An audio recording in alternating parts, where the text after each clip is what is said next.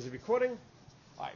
Welcome back to Math341, Lecture 10. We're going to be doing chapters 7 and 8, discrete and continuous random variables.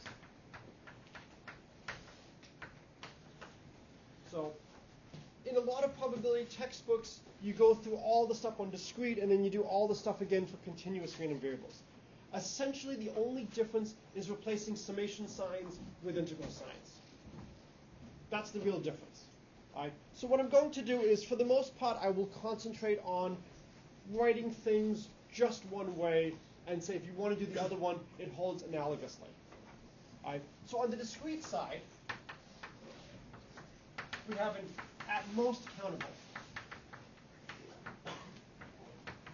And we talked earlier, when we looked at a uniform distribution, why you can't assign probabilities to an uncountable set. And in the video from the previous time, it goes through the nice argument as to why you can't do this. If there's uncountably many objects, you will have to have a countable number with probability at least 1 over n for some n, and that will lead to a contradiction. If you have countably many numbers, well, you could assign probability of 1/2 to the first, 1/4 to the second, 1/8 to the third, 1/16, 1/32. This will be the powers of 2, and that will sum to 1. And so if you have countably many things, if the probabilities decay fast enough, you can do it. All right, so we want 3 things to be true. We want p of x to be greater than or equal to 0. We want the integral from -infinity to infinity of p of x dx equal 1. And if it's the discrete case, it would be the sum over n goes from maybe 0 to infinity of p of xn equals 1. That's what it means to be a probability distribution. You're non-negative, and you either sum or you integrate to 1. Right? There's a few differences between them. What can you tell me about the values of the function p in this case? How large could p be? Between 0 and 1. How about over here? How large could p be? Between 0 and 1.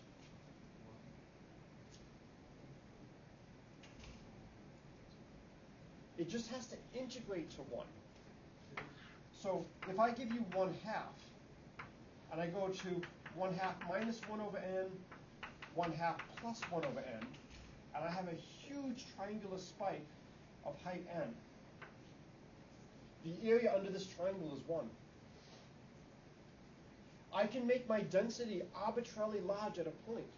I can, in fact, make it arbitrarily large at many, many points. So for a probability distribution, this is one of the most common mistakes people make when they look at continuous random variables, is they assume it must be at most 1 at each point. No. It just has to integrate to 1 and be positive. Okay? So examples like this are terrific for illustrating what's going on. If you want the probability, say a less than equal to x less than equal to b, would be the integral from a to b of your probability function dx. And this is where it's good to have some notation. So if you have x as a random variable, often use f sub x as the density. If you only have one variable in play, people often use p for probability. But when you have more random variables at play, when you put the subscript, you can quickly look down and say, oh, okay, this is talking about this random variable. And when you have more and more random variables going on, it becomes harder and harder to figure out what is actually being studied. And so this is really good notation. Which would you rather study, continuous random variables or discrete random variables? Okay, I hear continuous random variables. Did you say discrete? Yeah. Okay, good. So we have 2 people, 2 answers. We should at least have at most 2 answers with 2 people. Why do you like discrete? It seems easier to tackle. Yeah, it seems easier to tackle. I can enumerate. Things are well separated. I understand the integers well. Why do you like continuous? I mean, on a practical level, things aren't just going to be 1, 2, 3, 4. Okay, but I mean, that might just make you sad. Well, Because the area under the curve will always dictate the probability. Yeah, we have calculus. How many of you have learned how to calculate areas under curves and integrals? How many of you have taken an advanced class in summation theory? Every now and then I actually have a student who raises their hand. And they really have occasionally taken advanced classes. And sums are hard. Integrals are hard too, but there's at least a lot of integrals that we can do that come with functions that really model the world well. And so the fundamental benefit of continuous versus discrete is the fundamental thing of calculus. All right. For those of you who know me, what team do I hate praising?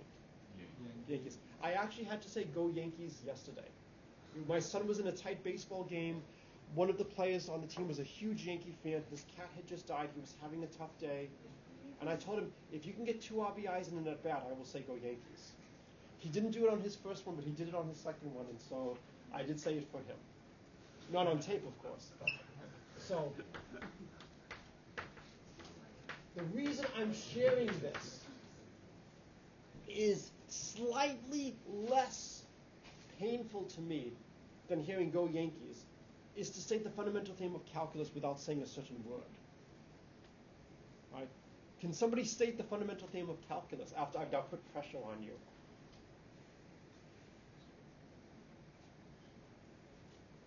So you have to tell me what we're looking at, what we're studying, what does it say? What is the fundamental theme of calculus? So I'll say, let f be a nice function with antiderivative big F. Then the integral from a to b of f of x dx equals f of b minus f of a. There is something I need to add, yes? How is there a second part that's big F is equal to the integral from big F of x is equal to the integral from a to x over 1 to x dx? Well, if you could do that, but I would be mad. There's a word that needs to be added here. We've already said that word today. It's a 4-letter word.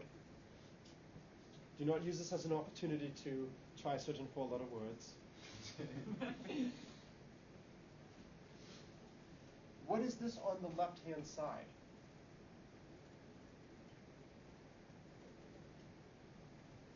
What is this quantity? Area. Yes, thank you, okay? That's the good word.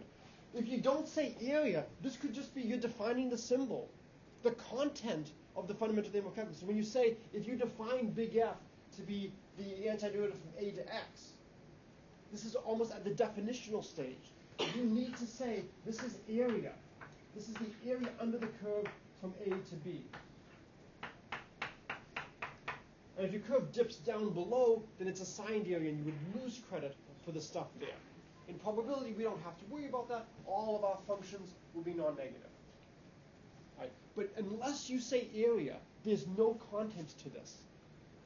So again, just in case I haven't emphasized this enough, when you make good comments in class, please email me so I can put it in the gradebook. It helps me get to know you. If you make bad comments, I forget about them. Yes? I'm just curious, why do you need area? You can look and say, okay, integral from b to a. Because you have to say what this symbol means on the left. If you don't tell me what the symbol means, this is almost a definition. It's not a theorem. You want to say, I'm not defining this to be this. What's saying is, this represents the area under the curve, and this is the antiderivative of b minus the antiderivative of a. The content of the theorem is that these two sides are equal, that the area is this expression. If you don't say area, it's a definition. Okay, so now let's do an example. So let's try to swing this back. Okay, so I have checked the example from previous years. This is a terrific example. Let's let f of x be 2 plus 3x minus 5x squared, 0 less than equal to x less than equal to 1, and 0 otherwise. So my question is this a probability distribution? What must I check to see if it's a probability distribution? Yes? The area is equal to 1. Area is equal to 1, and what else? The others are large and equal to 0. Large and equal to 0. So how would you check non-negative? I can think of 3 ways to do this.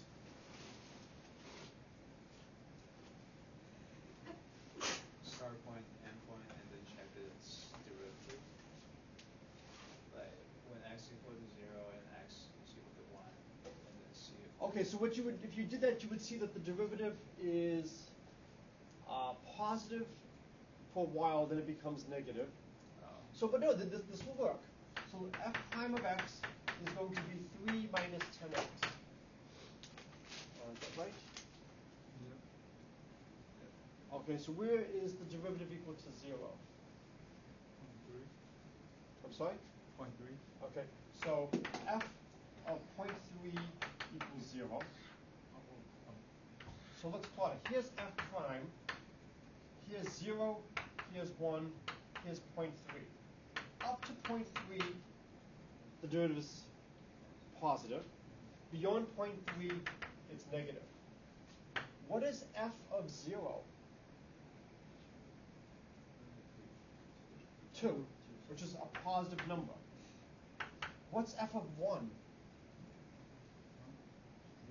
0. Yes? If you find the roots. Well, we can do that, but I'm saying over here, this is enough to show that the function is positive. The derivative is positive up to 0.3, so we're going up, and then it's negative, so we're coming down, and we hit 0. It can't be 0 anywhere in between. So just from basic curve sketching, this is enough to do it. Now, doing the roots would do it a little bit more cleanly. And you could notice that f of x is, what is it, 1 minus x, and then 2 plus 5x. So if you notice that you can factor it like this, it'll be a little bit easier. Another way you could do it is for 0 less equal to x less equal to 1, x is greater than equal to x squared. And so the 3x term will, 2 plus 3x is going to be the negative 5x. So 2 plus 3x is greater than equal to 5x, which is greater than equal to 5x squared. So you can do it algebraically as well. There's lots of different ways to show that this is non-negative. All right. How many of you think it integrates to 1? All right, one person. Yeah. How many people think it might not integrate to 1? If something has to go wrong, I would much rather have what goes wrong is it doesn't integrate to 1. And the reason is if it doesn't integrate to 1, that's easy to fix. If the function is positive and negative, I can't fix that easily. But if the function doesn't integrate to 1, I can just rescale it. What if the function integrates to 1/3? What should I multiply by? Multiply by 3. If the function integrates to 5, I multiply by 1/5. So all you have to do is you just rescale if needed. And so to free up more time to do coding, I won't bother doing calculus here. So you integrate from 0 to 1 of 2 plus 3x minus 5x squared dx. And I believe you get 11/6. And so g of x equals 6/11 f of x is a probability density function. And in fact, in general, I'll call this a lemma, if f of x is greater than equal to 0 and the integral of f of x is finite, then g of x equals f of x divided by the integral from negative infinity to infinity of f of t dt is a probability density. I think the last time I gave this lecture, I did an x down below. You can do that. It's not great notation. you integrate out whatever the dummy variable is here. It's not the same x as upstairs, but it's still better to use a different letter such as t. So we can always rescale things that aren't probability distributions. If the only issue is the integral is not 1, we still need it to be non-negative. Okay, integration techniques that you need to know for this class. What are your favorite integration techniques? Or maybe go, yes. Integration by parts. Integration by parts. If you do not like integration by parts, you're in trouble. What else? U substitution. If you do not like U substitution, you're in trouble. What are you allowed not to like in this class? Partial fractions. And I'll do one other one. I'm sorry? I'll do trig substitution. Which is kind of right. So for the most part, I will confine myself to problems that require you to do U substitution or require you to integrate by parts. Those will be fair games. Okay. If you're not comfortable with them, talk to me, talk to the T's, go to the Math Resource Center. Those are the ones you need to be able to do. The purpose of this class is not to give you painful calculus problems to see if you know calculus. But we do occasionally need to use calculus to solve probability problems that we care about. Okay? So I will confine myself to stuff like that. Okay. So now, next thing I want to talk briefly about is some limit issues. Did we talk about a question? Yeah, so in the picture that we draw, you know, the square, just like the outcome space, Yes. you'll have like smaller diagrams. Yes. Could you do the same thing with functions as well? Say something like y equals 1 from 0 to 1, and then you have like y equals 1/2, and then that's like Yes. half of it. Yes. What you could do is you can have a function that has many split definitions. But what you would need is that the total area under the curve be 1. So you would have to rescale the entire thing. But absolutely possible to have a function that has more than just 2 splits. And the more complicated things are, the more you realize life's stuck. But then what you say is, well, wait a minute, maybe it's so complicated that some kind of limiting behavior emerges, and I can replace this complicated beast by a simpler one. So this is the great idea of the central limit theorem. Did I show you the graph of adding, rolling 2 die, then 4 die, then 8 die? We did that, correct? And you saw that with 8 die, it's really close to a normal distribution when you look at the sum. And we saw the horrible split for the sum of 4 uniform random variables. And the idea is that for a lot of things, you can get the main term by this nice limit. And for a lot of purposes, the main term is enough. If you need lower order terms, there are sometimes theories that will allow you to do that. All right. Did we do in this class yet the product of the slopes of perpendicular lines? And we saw how that could be, it's -1 until they align with the coordinate axes, in which case it's 0 times infinity, and then it's -1 again. And so because of that, it's natural to define in this particular case, infinity times 0 is 1. I'm sorry, infinity times 0 is -1. When you have limits, you can't always say the limit of a product is the product of the limits. The limit of a sum is the sum of the limits. There are certain expressions that thou shalt not evaluate, right? Infinity minus infinity. So these are the no's, right? Infinity times 0.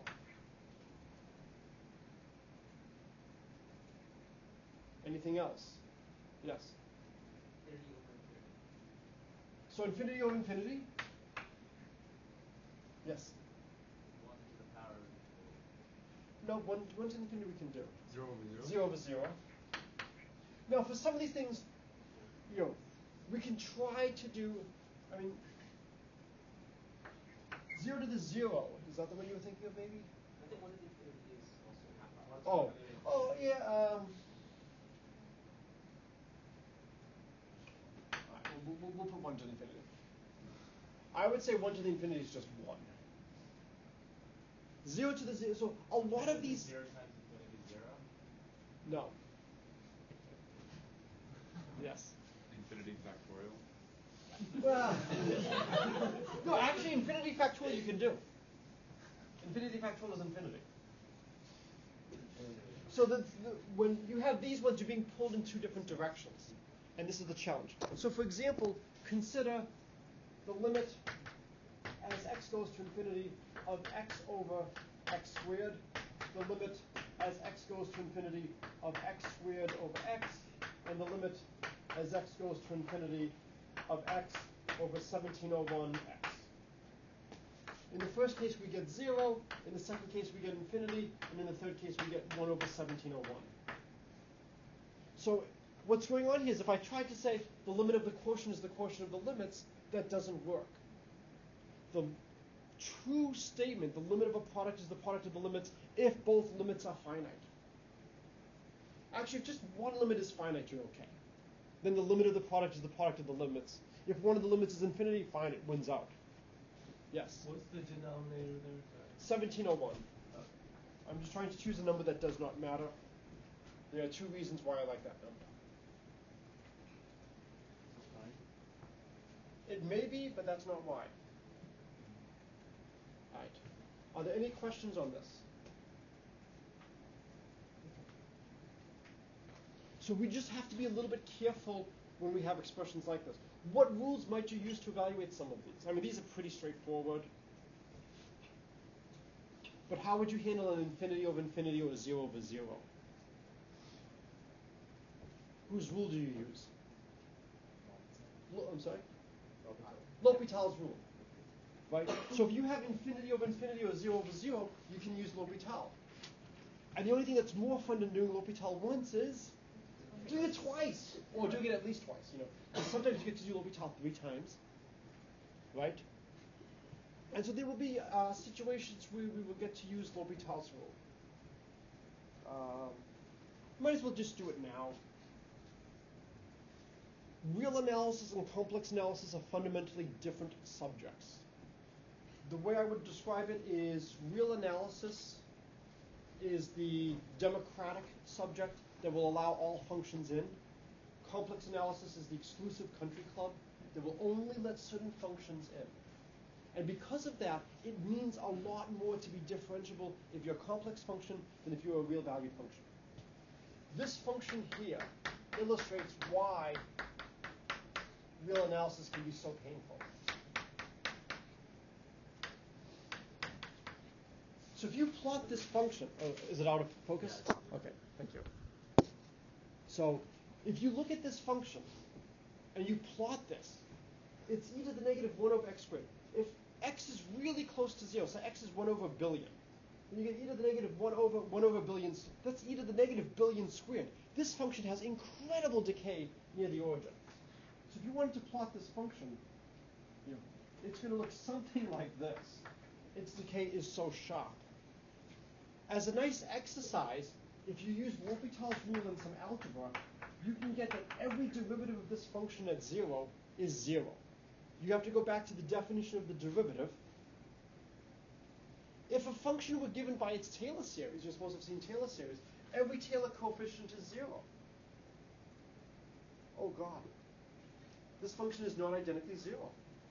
The Taylor series only converges to the original function at the point 0, and that's really not that impressive, because our Taylor series is defined like this.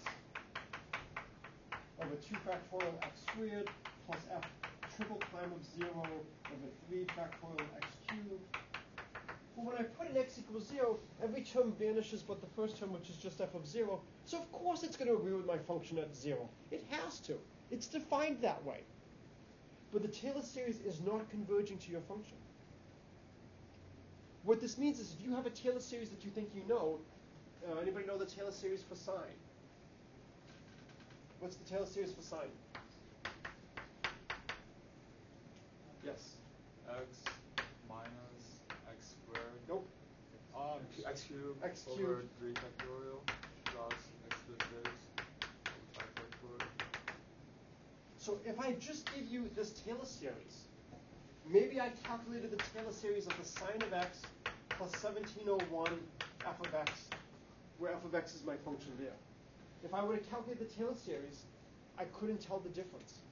A Taylor series does not uniquely determine a function. It is because of this that the proof of the central limit theorem will be so painful. And that we really need to use complex analysis and restrict the type of functions we look at. This is a first class in the subject, but I want you to be at least aware of what the issues are. All right. So the last thing I want to do, and then I will shift to doing some coding. So this will essentially cover most of what's in the video, so I don't think there'll be really a need, because we actually had already done some of the stuff earlier and that saved us a little bit of time, is to look at rolling die. So if you've never played a board game, we've at least talked about die numerous times, that hopefully by now it's not so bad. I always forget how you draw the die. If you have one dot here, I know the 6 dot is opposite it. So there's 2 dots here, but I don't know if this is the 3 dots or the 4 dots. So since it doesn't matter, I'll make it the 3 dot. And I could let xi be the outcome of ith row. And we can assume the rows are independent. Okay? And we've talked about random variables. We love it when random variables are numbers because we can then combine them. And we can ask for the probability distribution function of x1 plus x2. So we could let x be x1 plus x2. So we've seen some of this in the slides earlier in the semester. And so one way we can do is we can just do a brute force exhaustion. What's really going on now is I essentially have a probability distribution in the plane, where I have pairs of numbers, the first row and the second row. Because all I care about here now is the sum. So you give me a roll of 3, 4, I don't really care that it's a 3 and a 4, I just care that it sums to 7. Okay? So I have a set of points in the plane going from 1, 1 to 6, 6. Each one has a probability of what? 1 over 36. And then I just look at how many of them have this given sum. So sum number of pairs. So if I want a sum of 2, there's only one way to do it. 1, 1. If I want a sum of 3, I can have 1, 2, and 2, 1. If I want a sum of 4, it's 1, 3, 2, 2, 3, 1. If I want 5, it's 1, 4, 2, 3, 3, 2, 4, 1. If I want 6, it's 1, 5, dot, dot, dot, dot, dot, dot, dot, 4, 2, and then 5, 1.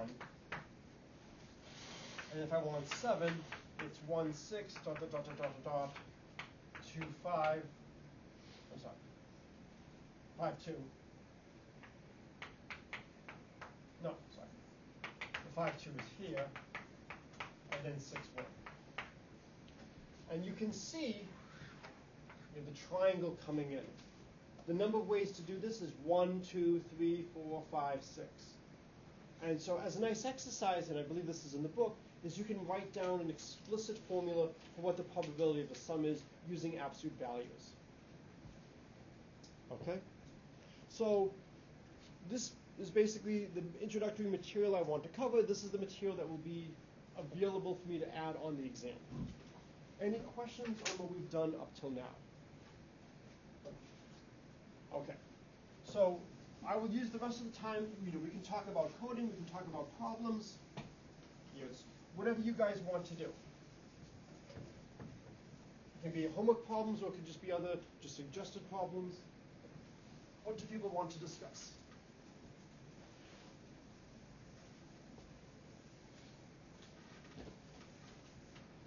Yes? Read the code for number 1 and Okay. Which one is that? Is that the SNN? Ace is up? Okay. Hey, can we do the general code? Yeah. Is the general code just the code in the general case? General for SNN instead of for efficiency. Right.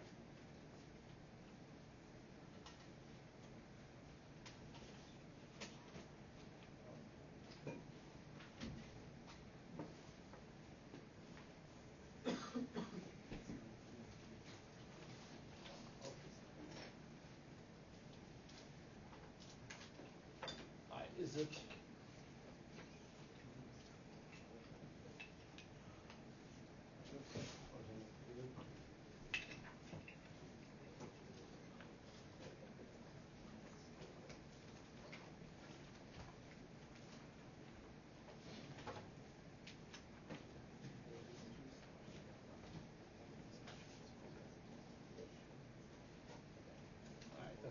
promising.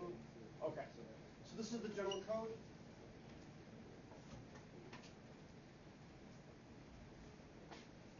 All right, so let me try to make it just a little bit larger.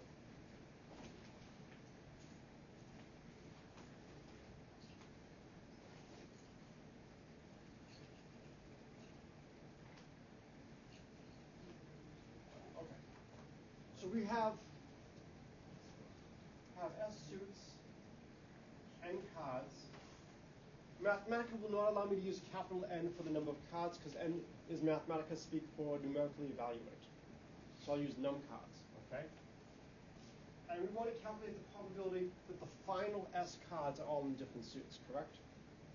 There's a lot of ways to do this. One of the things you want to keep track of is what really matters for the deck. Does it matter what number a card has? No, it just matters how many suits there are. So the first thing I'm going to do is I'm going to create a deck. How many times do I have to create the deck? Once. I could actually have creating the deck inside my program, but since I only have to create it once, it's really bad programming to put it inside that. It should be a separate command because you don't want to have to constantly be recreating the deck. So I'm going to make deck a list. So deck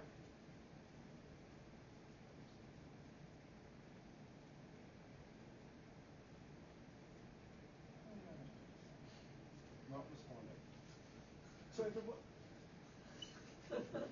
so that is actually for a talk I am giving to the elementary school kids. Does anybody know who those people were?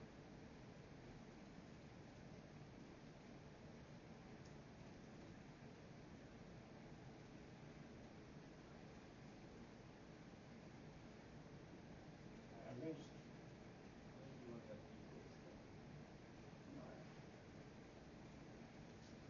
we're going to just kill that part. We're going to just kill that part. All right. So deck will initially be empty, and then for n equals 1, n less than equal to. Now we have to decide, of course, what we want deck to, how many cards we want deck to have. So now, because of this, maybe it is better to have it in the code because depending on what values we choose for S and N, we will create different decks. So I'll do n less than equal to num, and then n plus plus, and then for I equals 1, I less than equal to S, I plus plus. And now deck is going to be append to deck, and now I will add in just I. So we will just now make this into a module. So ace is up. We'll have S as an input, it will have num as an input, and then num iterations. So again, whenever I start something, I immediately end it. And so this is the end of module.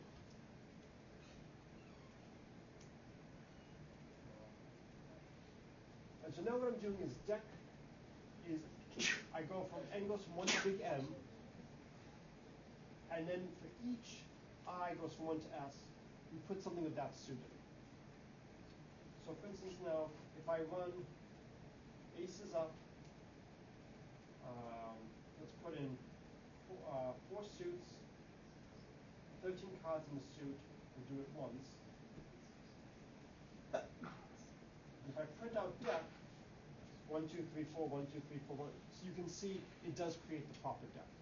When you are coding, I strongly urge you to print out partial results. You might want to have another window open and do some programming there and test. Do I understand the for loop? Did I create the deck right? What was the denominator for? We haven't gone to that part yet, but we're going to want to simulate what's the probability of having the last S cards in different suits. So that's where the num iterations is going to be. How many times am I going to run things? But if you make your deck wrong, then you're screwed already for your code. And you want to make sure, am I assigning things correctly? So now we'll have the main loop.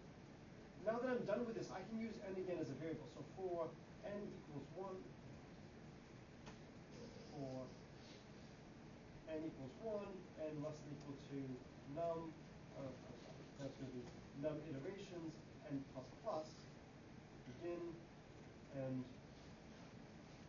of end loop. So we'll try to make this good size. Okay. So now, before I do this, I'm going to now do something num iteration times. And I'm going to choose S cards at random. Those will be my last cards. And I want to see if they're all different. Okay? So now what I'm going to do is I'll make success equals 0. And I'm going to use that to count how many successes I have. So if I choose the last S cards of my deck, how do I tell if they're all different? Yes? All the numbers are different. So one is to tell all the numbers are different. So you could do something like that. You could maybe say, maybe I'll sort it, and then see, is it the same as the list 1 through S? So that's one way to go about it. What's another way? You could sum them up and have them equal to 10. Well, the problem is if I sum them up, if I have 2, 2, 3, 3, that's also the same as 1, 2, 3, 4. Because instead of having the numbers be 1 to 13, have them be 2 to 1, 2 to 13 in base 2. Sum them up in base Well, 2. do it easier. Instead of having the suits be 1, 2, 3, 4, have the suits be 1, 10, 100, 1,000. So all I have to do now is I'm going to change my deck. I'm going to make it 10 to the I. And actually make it a little bit smaller. I'll make it 10 to the I minus 1. So the first suit will be 1, the second suit will be 10, the third suit will be 100. And now what I'm going to do is I'm going to define max sum will equal the sum of 10 to the I minus 1. I goes from 0 to, no, I goes from 1 to S. I've had this issue with mathematical keys. I have no idea why it likes to keep changing the size of things. Now, if I run this,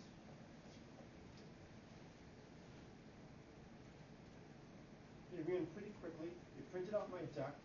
And now, let's print out max sum as well. And so I see, oh, that doesn't look right. So let's see, it's,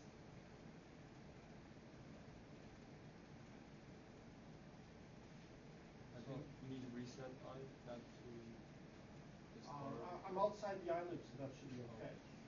So let me print max sum right here. I'll print it inside the program.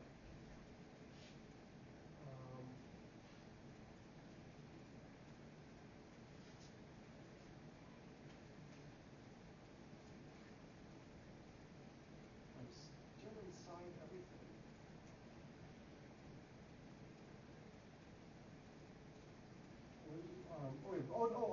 Okay, here's the problem. I put it outside the module, I'm sorry.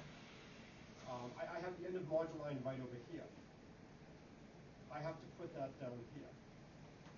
Okay, there we go. And now the maximum is 1, 1, 1, 1. Okay, and this is why you check things. Okay, and so now, oh good, my maximum is 1, 1, 1, 1. So now what I do is I'm going to choose a hand. So hand will be random sample from deck of size S. And if you're not sure, what you can always do is type, random sample. And then if I expand, I get more information on it. But the main thing over here is it says it gives a pseudo-random sample of n of the EI. That's exactly what I want. So now, hand is this. So now, so now we'll do the sum of hand, say I goes from 1 to S. So that's going to sum the numbers in my hand. And what should that equal? If that equals max sum, then success equals success plus 1. Okay?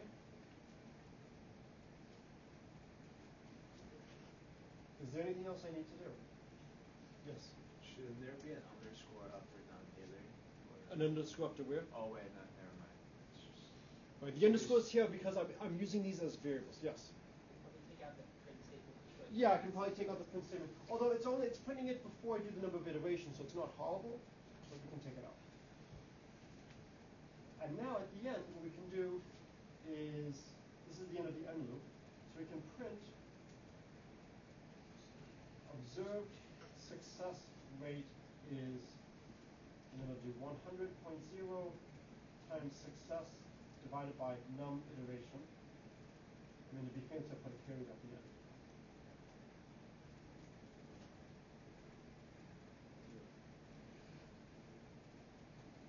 This is your sample size of one in the iterations. Right, but okay, to observe. So now, I'm going to stop printing out this stuff over here. I don't really care about that.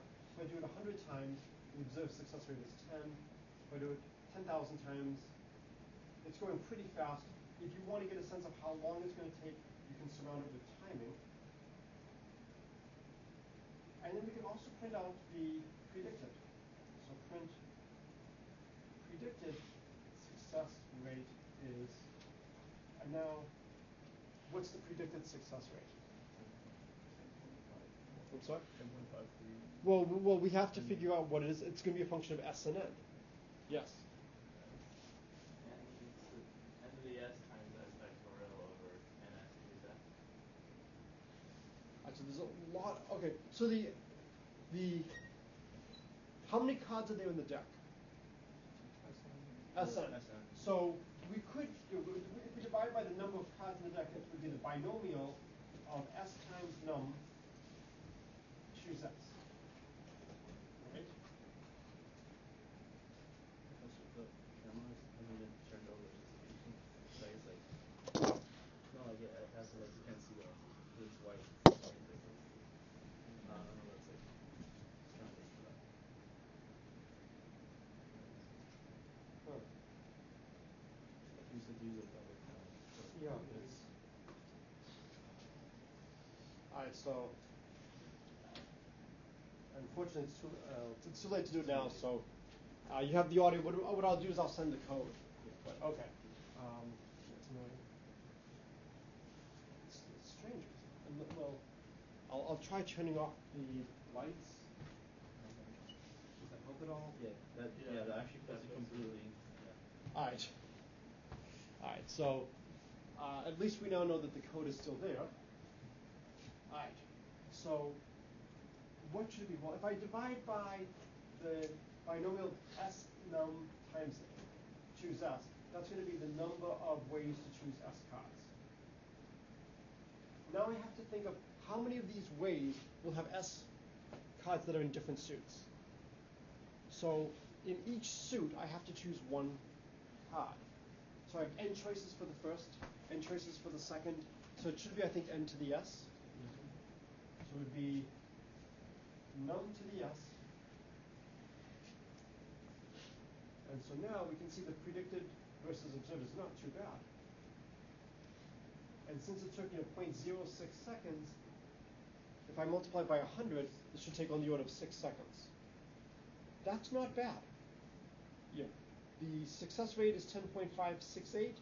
The predicted is 10.549. And this is not that many minutes of coding. This is the power of being able to do simple coding. What are we using here? We're using a bunch of for statements. We're using some lists. We're using some clever assignments here. If you don't want to do these assignments, you can still check and see, do you have a distinct set? Do I have a 1? Do I have a 2? Do I have a 3? It might be a little bit of a longer check, but you can do it. You could also check and see, let me sort the list. And then is that the same as the list 1, 2, 3, 4, 5, all the way up to S? Well, now you have to use the sort function. How fast is sort? Do you have to write your own sort function, or do you get to use the sort function that's already there? This is a really nice trick of using numbers that are so well separated that the only way you can get your result, that sum, is by having what you want to have happen. Now, over here, we have a really nice command, the random sample, where it just chooses S numbers randomly. If you didn't have something like that, you would have to write your own random sample command. It's not horrible. I don't want to do it. But what you could do is you could say, let me choose a number randomly from 1 to the length. Let's say the length is 100, and I choose 33. I pull out the 33rd element, and now what I do is I form a new list of 99 elements where I take everything but the 33rd. Now I have 99 elements, and I choose a number randomly from 1 to 99. Say I choose 98. I pull out the 98th element, and I now form a new list with 98 elements, and I just keep iterating like this. you could write your own random sample. If you're using any language that's reasonable, you should have a random sample available. I'm assuming R has random sample available. It's just a matter of knowing what is the syntax. And that's the challenge. And then the rest is, I'm just now summing up what's the value of my hand, and then just comparing it to, is it what it should be? If yes, I had one more success. And now I just print out things. This should actually have a % sign in front of it. It's inelegant as it is now. And then the other thing that you could ask is, well, what would happen if we changed the number of suits? If we double the number of suits, very quickly, do you think the rate goes up or down? Do you think it's easier or harder to get one of every suit? It should be harder. And so look, significantly harder, right? What's the extreme case we could try? One suit, right? This is a quick way to check and see, did we make a mistake? Hopefully this should be 100%, 100 good, okay? If that doesn't happen, then we did something wrong. Find the extreme cases you can check. I guess the one thing we didn't do in class today that I wanted to do was adding random variables.